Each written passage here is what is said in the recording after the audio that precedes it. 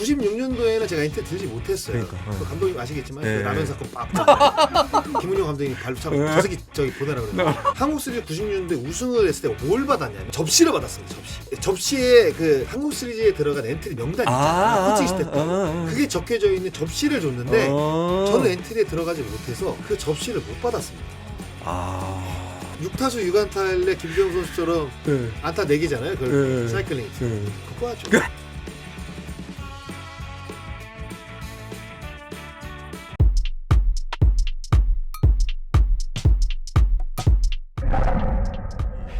선수 생활하면서 정말 가장 아쉬웠던 기록이라고 하나 꼽자면 이거는 진짜 하고 갔어야 되는데 아쉽다. 10년 연속 3할이죠.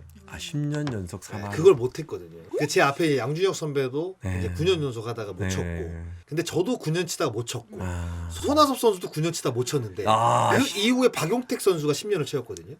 그 만약에 제가 마지막에 10년을 채웠다고 한다면 제가 첫 번째 선수가 될 수 있었는데. 잠깐만, 박용택 위원하고는 방송도 같이 하는데 실내 같은 방송사 있죠. 타격 얘기하면서 박용택 위원이 혹시 이렇게 나는 10년 연속 3할인데 아니요, 내가 가르쳐야 되는 거 아니냐고. 아니요.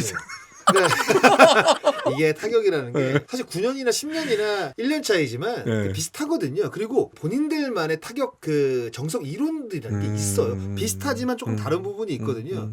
근데 그런 데서 이제 같이 만약에 뭐 이야기를 하고 토크를 하게 된다. 그럼 뭐 치열하게 이야기가 되는데 그런 걸 아예 미연에 방지를 하죠. 잘 이야기를 안 하죠. 그러니까 서로의 것을 인정을 하는 거죠. 예. 다들 물어봅니다. 때가 되면 타이거즈로 와서 코치 지도자 해줬으면 좋겠다. 가능성은 늘 있죠. 근데 제가 답변을 확실하게 못 드리는 거는 그럴 수도 있고 그렇지 않을 수도 있기 때문에요. 제가 가겠습니다라고 해서 뭐 이루어지는 것도 아니고 아예 제의가 들어왔을 때 심사숙고를 분명히 해야 되고 그런 가능성들은 늘 열어놓고 있습니다. 한국 시리즈 우승도 경험을 하셨잖아요. 반지 있습니까? 있습니다. 언제적 반지가?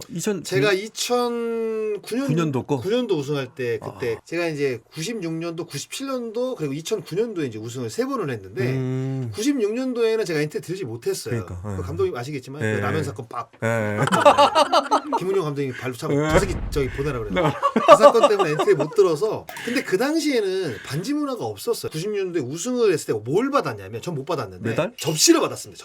접시에 그 한국 시리즈에 들어간 엔트리 명단 있잖아요. 코칭 시대 때 그게 적혀져 있는 접시를 줬는데 저는 엔트리에 들어가지 못해서 그 접시를 못 받았습니다.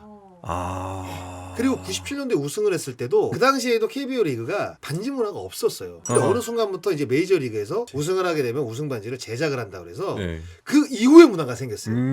그래서 2009년도에 우승 반지를 제작을 해서 저 이제 집에 갖고 있죠. 아직도 장스나 마킹된 유니폼 소장 중이라고. 최애 유니폼 중에 하나라고. 이런 얘기 들으면 진짜 옛날 생각도 나고. 근데 이제 현역 때는 방송이 그렇게 막 지금처럼 매경기 막 중계를 하던 시절은 아니었. 근데 우리가 이제 직접적으로 팬들과 만날 수 있는 그런 장소라든가 자리라든가 이런 게 사실 많지가 않았어요. 왜냐면 유니폼 입고 관중 뭐 돌아다닐 수는 없잖아요. 그러니까 마킹이라는 것도 사실 이제 최근 몇 년간 많이 된 거지. 옛날에는 내 유니폼을 사가지고 뭐 이름을 새겨서 이런 것들이 거의 없었거든요. 맞아요. 제가 주지 않는 이상. 맞아요. 그러니까 그런 문화들에 익숙해지지 않다 보니까 많이 보지도 못했고 보더라도 뭐 저게 내가 감사할 일인가? 이렇게 느끼지도 못하는 시기였죠. 그런데 이제 지금은 가끔 이제 중계를 이제 가게 되면 제 유니폼을 마킹해가지고 딱 그 뭐 방송사들이 잡는단 말이에요. 카메라맨들이 그거 기가 막히게 잡습니다. 맞아요. 근데 그거 볼 때마다 진짜 약간 그 짜릿짜릿한 느낌도 들고 가슴 뭉클한 생각도 들고. 옛날에 롯데타이거즈에서 기아 타이거즈에서 야구했던 그런 그 순간순간적인 어떤 그 모먼트가 이렇게 생각이 나는 경우들이 있어요. 그때마다 약간 중계하면서도 기분이 굉장히 좋아집니다. 그러니까 잘 들어보세요. 제 유니폼을 찍은 사진 찍은 영상 그 이후에 제 톤이 올라가요.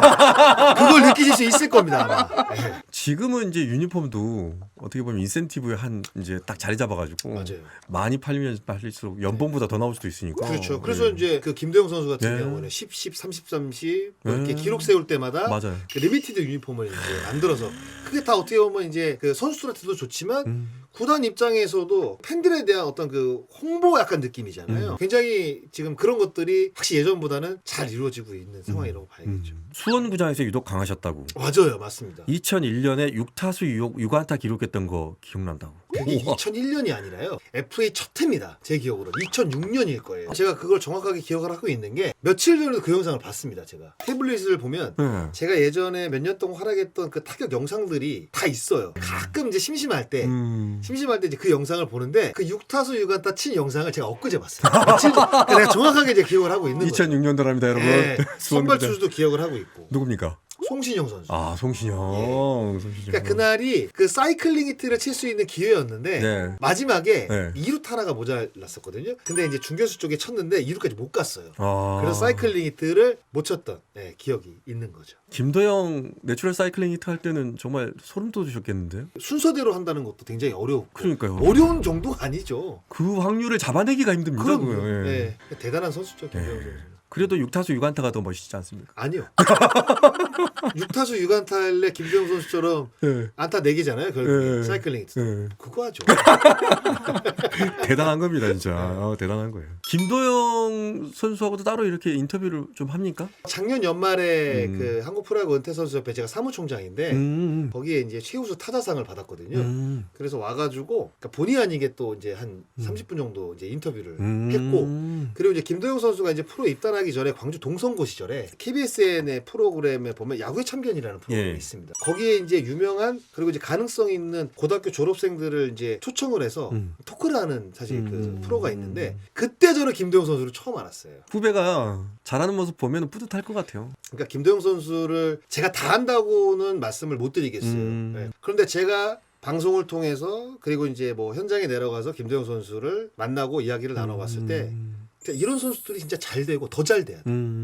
인성도 진짜 바르고 야구 생각밖에 안 하고 선배들한테 물어봐도 평가도 좋고 이런 선수들은 정말 40을 넘어서 50까지도 해서 진짜 메이저리그에 많은 돈을 받고 진출을 해야 되고 앞으로 이제 뭐 김도영 선수가 어떤 길을 걸을지 모르겠지만 더 많은 사실 KBO 리그 업적들을 만들어줘야 된다고 생각을 합니다.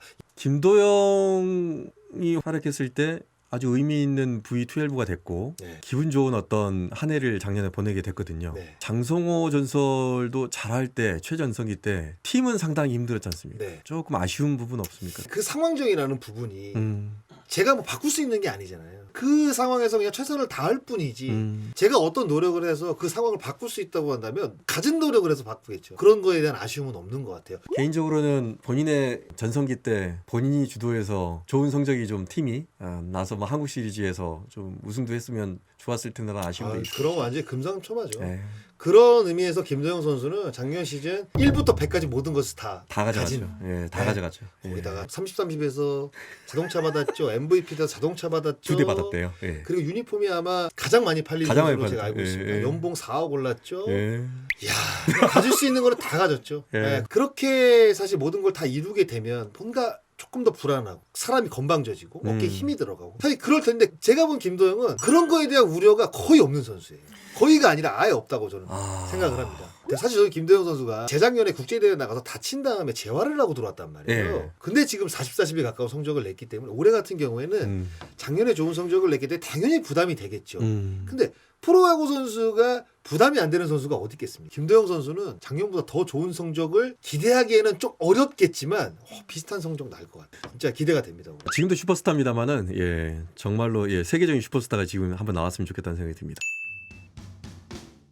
같이 상의를 해서 다리를 한번 들어보고 치면 어떻겠냐. 다리를 딱 드는데 너무 안정적으로 치더라고요. 그래가지고 한 너무 열심히 했죠 본인이. 감독이 많이 시키셨잖아요. 저는 이제 박찬호 선수가 청주구장에서 청주구장 그 라카를 한 칸을 다 때려부시더라고요. 우리는 1년 계약밖에 못 해주고 얼마야? 없어. 그 계약 조건을 받고 상무지구에 있는 고깃집을 들어갔어요. 고깃집 한쪽에 앉아가지고 엉엉 울었어요.